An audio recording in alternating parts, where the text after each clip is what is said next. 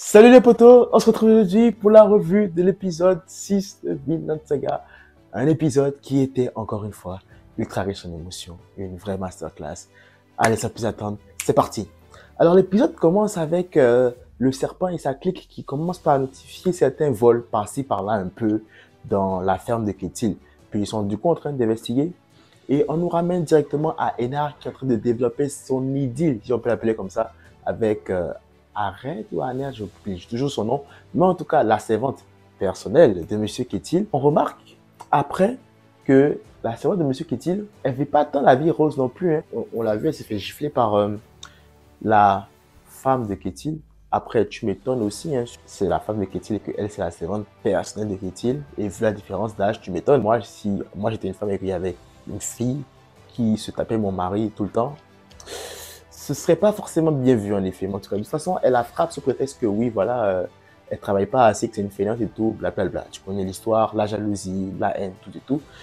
Sinon que, on continue avec le développement de Thorfinn. Ah, c'est tellement mignon, c'est tellement cool de voir Thorfinn se développer. Limite, on dirait que c'est un bébé. On le voit découvrir comment est-ce que les herbes commencent à germer, comment est-ce que le blé se fout. Moi, ma partie préférée de l'épisode, c'est quand Einar lui a montré ce que c'est que la prière. C'était magnifique. Thorfinn qui se met à prier. Elle ne sait pas trop de quoi il s'agit en fait. Il se dit, ok, prier, mais à qui?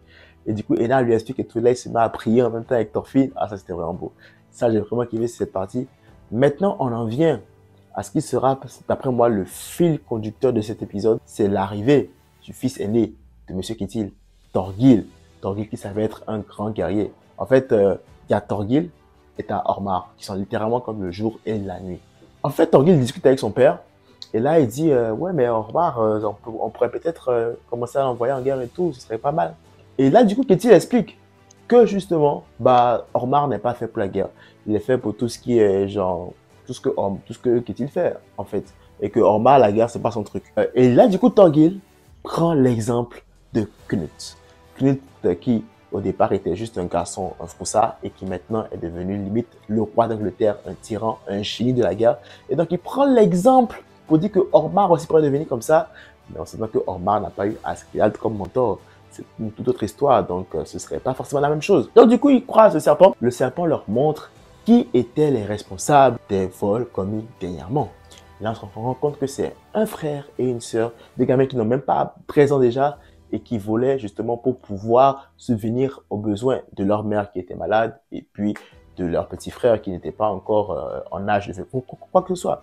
Donc du coup, ils vont devoir subir un châtiment. Mais avant de passer au châtiment, faut pas oublier que il y a une légende apparemment sur Monsieur Ketil. Apparemment, Monsieur Ketil était appelé Ketil au point de fer parce que c'était autrefois un guerrier redoutable. Guerrier redoutable qui a changé de vocation pour mener une vie paisible. Je ne me rappelle personne. On devra procéder au jugement des petits voleurs. Et là, du coup, en fait, t'es passé par toutes sortes d'émotions. Hein, parce que Patel, là, il a vraiment joué avec nos émotions. Au début, tu vois, il vient, il fait genre, oh non, le châtiment, les tuer, c'est pas bon.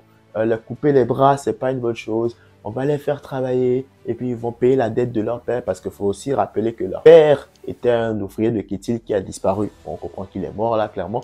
Mais en tout cas, pour pouvoir payer la dette de leur père envers Ketil, ils vont devoir travailler. Donc, couper leurs bras n'est pas un châtiment nécessaire vu qu'ils peuvent travailler pour pouvoir s'acquitter de la dette. Et ensuite, Patel, de nulle part, dit, oui, mais la bastonnade, par contre, on devra se faire tabasser, par contre. Parce que oui, on ne peut pas laisser passer ça.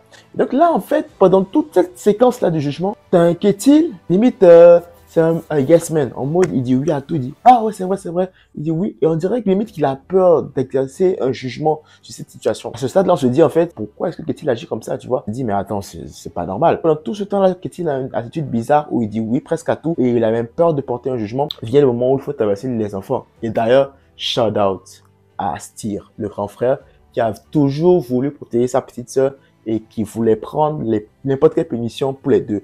Quand il fallait couper le bras, il a dit, couper mes deux bras, je m'en fous, touche pas à ma sœur. Et quand il fallait se faire tabasser, il a dit, je prendrai et mes coups et les coups de ma sœur. Franchement, c'est un OG, le Styr. Donc finalement, Thorgil porte le premier coup et franchement, il n'est pas les deux mêmes morts. La violence qu'il a mis dans le coup. Le Ketil, je pense que c'est dans un souci de vouloir protéger les enfants, a dit ok, laisse-moi faire, je vais les frapper. On ne nous a pas montré la scène parce que ce serait vraiment beaucoup trop pour les âmes sensibles. Mais on a compris qu'en fait, c'est Ketil qui s'est chargé de porter le reste des coups aux enfants. Mais plot twist de toute cette histoire et qui nous amène à la fin de l'épisode, c'est que en fait, Monsieur Ketil, c'est une fraude. Cette histoire d'anciens guerriers, tout ça, c'était que du pipeau. Ça a été inventé pour lui donner une réputation et pour lui permettre... en fait, c'est qu'une légende. En fait, le mec, c'est un poltron, limite. Le mec, lui-même, il l'a avoué. Il a peur. Il n'aime pas la violence. Et du coup, tu te rends compte qu'en fait, cette histoire de Ketil, au point de faire juste une façade, c'est une façade pour lui donner un genre devant ses concurrents, peut-être, ou bien devant d'autres propriétaires de terre. Mais sinon, il n'en est rien. C'est un poltron. Et apparemment, la seule personne qui l'écoute, peut-être, la seule personne qui connaît son secret, si je me permets, ou qui l'écoute, peut-être, c'est la servante personnelle.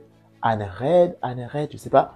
C'est elle la confidente de Ketil. Bon, pour ceux qui n'avaient pas compris c'est quoi ça, servante personnelle, je pense qu'avec cette scène, vous aurez compris. Mais le problème, c'est qu'elle connaît tous les secrets de Ketil. Maintenant, Ketil lui dit tout. Et à la fin de l'épisode, ce qui fait encore plus peur, c'est l'expression faciale qu'elle a sur son visage. On a parlé de voir une fille qui écoute, hein. En plus, l'air d'avoir une fille qui est en mode, ok, je connais maintenant ton secret, je vais trouver un moyen de te faire payer et ça sent pas bon. C'est bon parce que déjà, la faiblesse d'un homme, c'est une femme, clairement. Je sais plus, en tout cas, je vais pas dire des choses parce que j'ai lu le manga et que je me rappelle plus non plus. Cette fille-là pourrait potentiellement tout foutre en l'air. Genre, foutre tout le business de Ketil en l'air, le trahir d'une manière ou d'une autre. Un homme que tu es supposé apprécier, ou limite même ton maître que tu es supposé apprécier pleure, tu fais pas la face qu'elle a faite là. Elle a fait vraiment une face en mode genre, ok, d'accord. Maintenant, je sais c'est quoi ton plus grand secret. Je peux l'utiliser pour te détruire. Maintenant, est-ce qu'elle est comme ça, juste avec Ketil, ou elle fait vraiment genre la 7 touche, même avec Enar et tout ça. Dehors, elle fait la 7 touche et en dedans, en fait, elle a un objectif en tête et elle a une mission en fait. Peut-être une revanche, je ne sais pas. En tout cas, bref. Inutile de spéculer, les prochains épisodes nous en appellent, nous en apprenons plus. Sinon que, c'est encore un très bel épisode de Vinland Saga. Vraiment, l'émotion il y était dans cet épisode-là. Il y a eu beaucoup de choses, il y a eu beaucoup d'événements. Surtout la partie avec les enfants, là, c'était vraiment difficile à regarder. Tout le courage de ce petit-là, genre, ça t'émeut limite. Et aussi, Thorfinn qui découvre la prière, ça c'était vraiment le moment qui m'a arraché un gros sourire. Dans le prochain épisode, on aura quand même des trucs bizarres qui vont se passer. En mode Thorfinn et Erna vont apprendre maintenant une autre activité, en tout cas l'agriculture, c'est-à-dire la pêche. À un moment donné, je pense qu'il y a une embrouille avec quelqu'un. Bref, en tout cas, je suis sûr, c'est qu'on n'a pas fini d'être émerveillé par ce chef-d'œuvre qu'est la saison 2 de Vinland Saga. Voilà, c'était cette petite revue de l'épisode 6 de la saison 2 de Vinland Saga. Si tu as aimé la vidéo, n'hésite pas à liker et à laisser un commentaire, ça me fera un grand plaisir. Si tu n'es pas encore abonné, abonne-toi, ça me fera encore plus plaisir. Max de like, max de partage. On se retrouve très vite pour de nouvelles vidéos. D'ici là, prenez tout soin de vous et de vos proches. C'est tout pour moi. Que la force vous accompagne.